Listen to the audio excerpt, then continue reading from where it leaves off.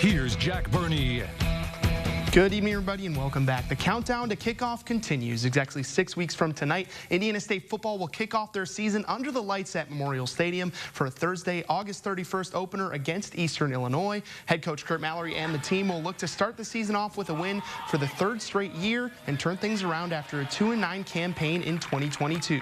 The team will report to fall camp in just a few weeks. Returning quarterback and reigning Missouri Valley Conference Freshman of the Year, Cade Chambers, and senior wide receiver Dakota Caton will be a big part of that turnaround, and hope that taking on elevated leadership roles will help ISU have success this upcoming season. Yeah, it definitely feels slowed down, and I feel like I can see the field a lot better than I could last year, and I'm seeing reads and everything, so that helps a ton. And with Coach Bath leading us in the quarterback room, that helps because we're diagnosing everything in the film room. It's not just, we're not just watching our play, we're watching linemen, receivers, running backs, everything. It's always been Dante leading the room, but now it's Harry and I, so it's fun to, we kind of get different leadership perspectives for the room. Harry and I talk a lot, and we meet a lot, and just we're really excited about what we're doing and how we're handling it and how we're approaching each day. So we're excited about the whole room.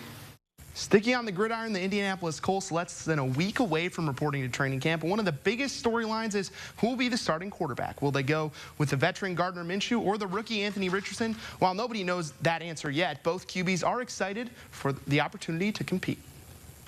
Yeah, well, my performance doesn't really have anything to do with his performance. I can go out there and be great. It's not going to affect him. He can go out there and be great. It's not going to affect me. So I think our whole room is just pushing to be the best that we can be, and in that way serve the team the best we can. I guess it's whenever Coach Steichen feels like I'm ready, to be out there. He's confident that I know the stuff, confident that I can lead the team, and confident that I can win NFL games. So it's just a matter of him, feeling like I'm ready or not, and just me trying to make strides every day.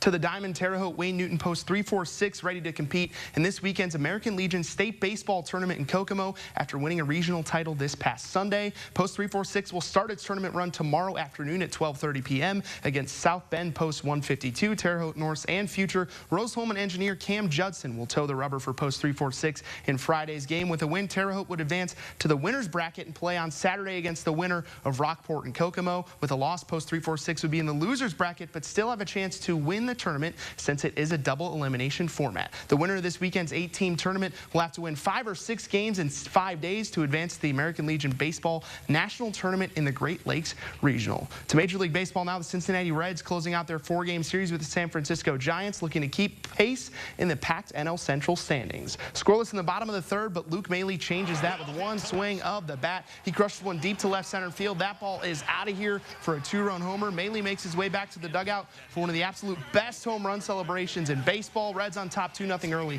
in this ballgame. Giants looking to respond in the fourth. Luis Matos lines one deep to left center field. It's over left fielder Will Benson's head for a double. San Francisco waves Wilmer Flores around, but check out the throw by Elly De La Cruz. 99.8 miles per hour to the plate to cut down the runner and end the inning. Bottom 4, Cincinnati adds to the lead as Christian Encarnacion Strand singles home Jonathan India to extend the Reds' lead to 3-0. Same inning, the Reds add to the cushion once again, courtesy of Will Benson. He lines one fair down the left field line. It goes into the corner. 1 run scores on the RBI double to make it a 4-0 game. The Reds hang on and win it by a final score of 5-1 to move 2.5 games behind the Brewers for first place in the NL Central. And finally, round 1 of the Open Championship is complete. South Knox and Purdue alum Adam Schenk competing in his first Open Championship this weekend. Let's update you on his first round. Schenk struggled in Thursday's opening round at Royal Liverpool, shooting an 8 over par. Schenk birdied holes 5, 11, and 12, but bogeyed 5 holes on the front 9 and 4 on the back 9 to finish with a first round score of 79. 3 golfers are tied for first at 5 under par after round 1. Schenk will tee off around 5:20 a.m. Eastern Time Friday in round 2 and look to have a better second round to make the cut this weekend. That's a wrap for sports. We'll be right back after the break.